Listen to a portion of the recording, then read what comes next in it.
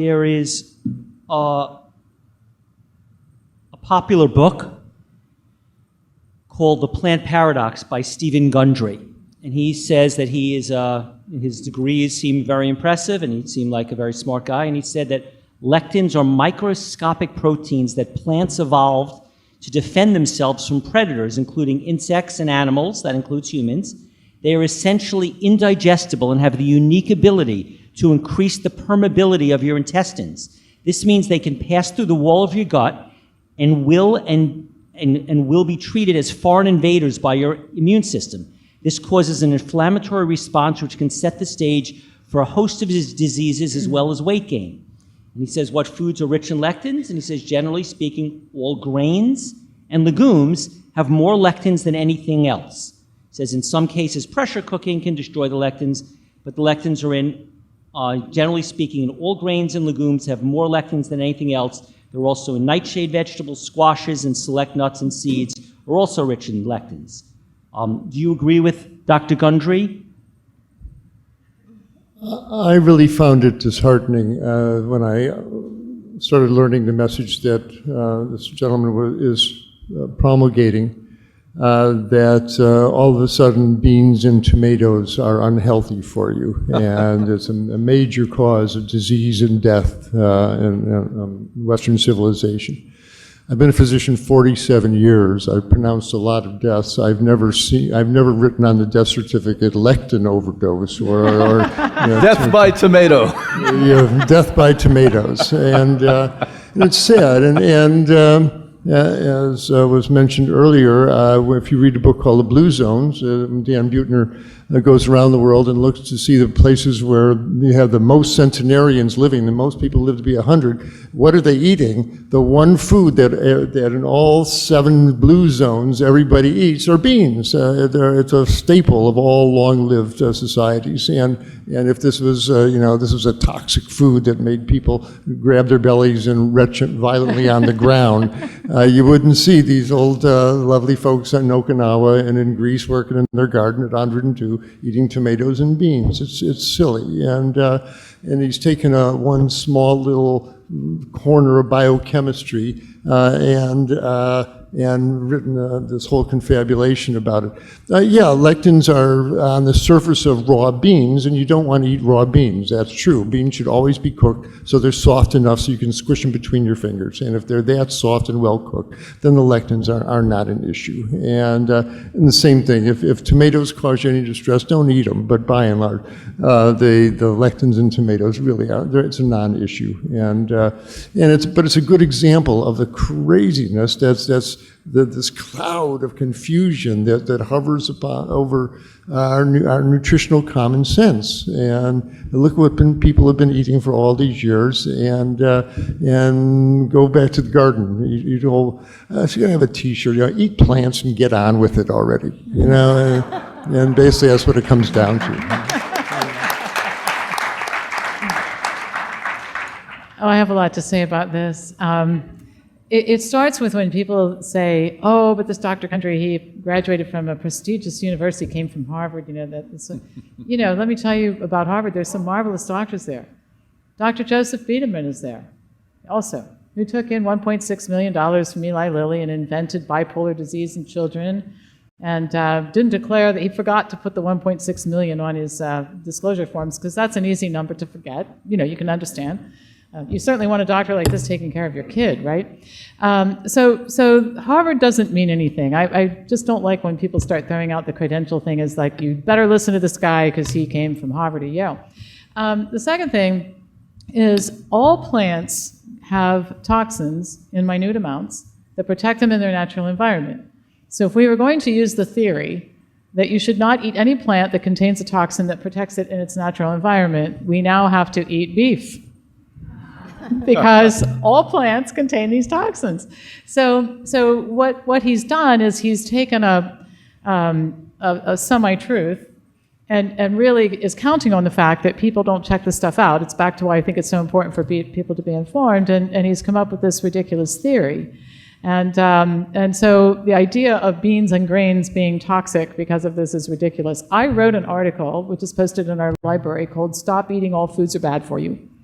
And I went through and I looked at what some of the claims that are being made about some of the foods. Like somebody has a thing on the internet saying that cinnamon is bad for you. Sure, well, here is how cinnamon can be bad for you if you eat 2 tablespoons of it. Now, has anybody here in the audience ever had 2 tablespoons of cinnamon? Like you take it out of the jar and you eat it in a spoon.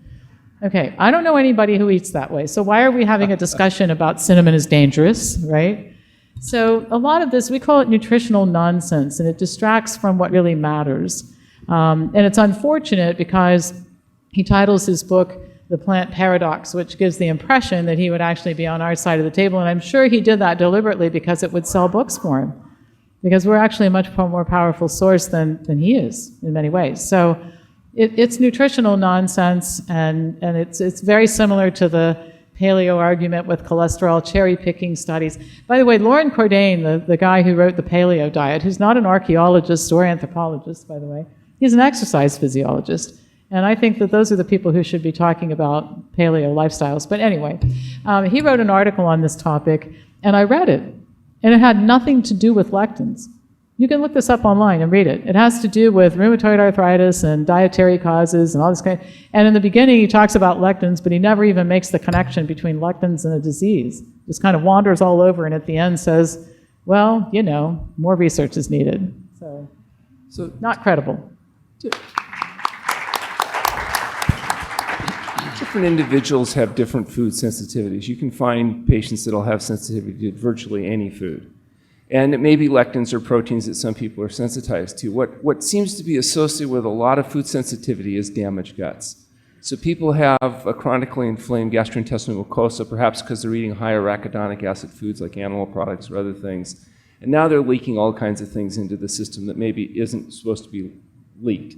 And it's possible that lectins may be one of those substances that get leaks and cause poor reactions in some people. The real answer, though, is to try to get the gut healed up.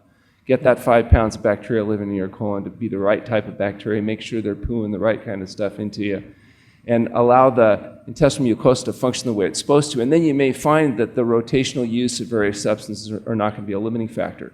Some people find they're only sensitive to foods if they eat the same foods repeatedly day after day after day, whereas if it's a part of an overall rotational diet, it doesn't seem to be a clinical problem for them. So I wouldn't deny that I'm sure are people that find that eliminating any particular class of foods might be of use to them, but the big focus should be on actually getting healthy.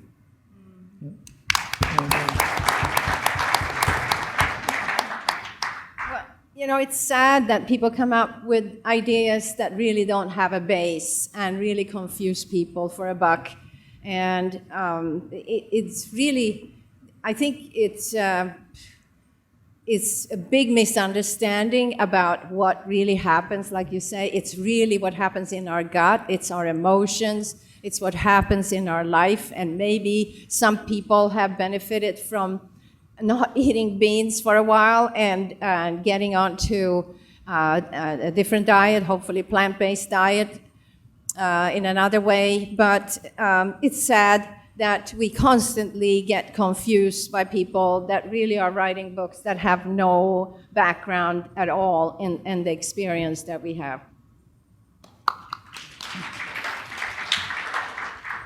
Back in the 1970s, we were, of course, founded in Boston, and a lot of the researchers and a handful of physicians were so enamored with what was going on because they would see patients and tell them they have fatal or critical problems, and they would often come back and say, well, we're drinking grass and getting better. So some of these men came, and women, few women, came and said, look, at night, you know, the laboratories are open at Tufts.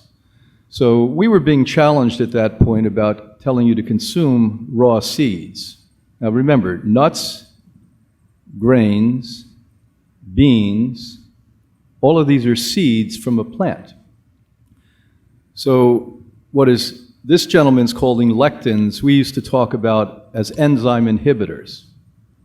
Now this is worth talking about because it's the miracle of nature that every plant, which was here pretty much, the origins of these plants, hundreds and hundreds of millions of years before humans. Remember, we didn't show up until 10,000 years ago as Homo sapiens. had a natural occurring pesticide on them. Now think about the brilliance of nature, the universe. Why? Because that species of plants understood that the bugs would never wipe it out, that the animals would never wipe it out. And so think about that. Once you germinate them, you don't have to cook these things. You germinate them and you give life to them. So it's remarkable, these sedentary seeds in dry conditions, dark and cool, we know from Egypt can live up to 2,000 years and be germinated at a high degree. That's within itself puts me in awe when you think about it. Well, these so-called lectins or enzyme inhibitors go away at that point. And so this labor of love, I'm sure this man is not attempting to harm you, which became spectacularly popular for a health book. Millions and millions of copies have been sold. And as Pam so wisely said, most of you are in awe of big credentials rather than big experience. Meant well, but I forgive him for being so wrong and potentially hurting so many people in the world.